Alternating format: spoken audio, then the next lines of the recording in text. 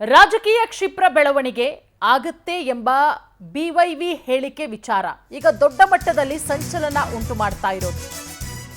ರಾಜಕೀಯ ಕ್ಷಿಪ್ರ ಬೆಳವಣಿಗೆ ಆಗುತ್ತೆ ಅಂತ ಹೇಳಿಕೆ ಕೊಟ್ಟಿದ್ರು ವಿಜಯೇಂದ್ರ. ಈ ಹೇಳಿಕೆ ದೊಡ್ಡ ಮಟ್ಟದಲ್ಲಿ ಚರ್ಚೆ ಆಗ್ತಾ ಇದೆ. ನಮ್ಮಲ್ಲಿ 140 ಸದಸ್ಯರಿದ್ದೇವೆ, ಸರ್ಕಾರಕ್ಕೆ ಯಾವುದೇ ಅಡಚಣೆ ಇಲ್ಲ. 7ರಿಂದ 8 ಬಿಜೆಪಿ ಶಾಸಕರು, 10ರಿಂದ 12 ಜೆಡಿಎಸ್ ಶಾಸಕರು ನಮ್ಮ ಸಂಪರ್ಕದಲ್ಲಿದ್ದಾರೆ.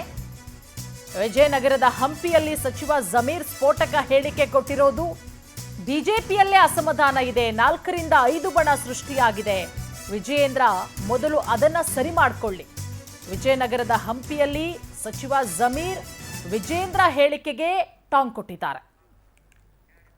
ವಿಜೇಂದ್ರ ಅವರು ಅವ್ರ ಪಕ್ಷದಲ್ಲೇ ಭಿನ್ನಾಭಿಪ್ರಾಯ ಇದೆ ನೋಡಿ, ಅದ್ರ ಬಗ್ಗೆ ನೋಡ್ಕೊಳ್ಬೇಕು.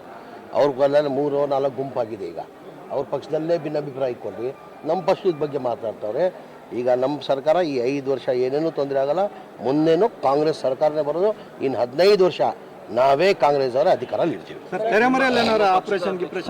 ಏನು ಆಪರೇಷನ್ ಇಲ್ಲ, ಗಿಪ್ರೇಷನ್ ಇಲ್ಲ. ಇಲ್ಲ, ಬಹಳ ಜನ ಬಿಜೆಪಿ ಅವರು ಬಡಕ್ ಸಿದ್ಧ ಆಗಿದ್ದಾರೆ, JDS ಅವರು ಬಡಕ್ ಸಿದ್ಧ ಆಗಿದ್ದಾರೆ. ನಮ್ಗೇನಕ್ಕೆ ಬೇಕಾಗಿದೆ?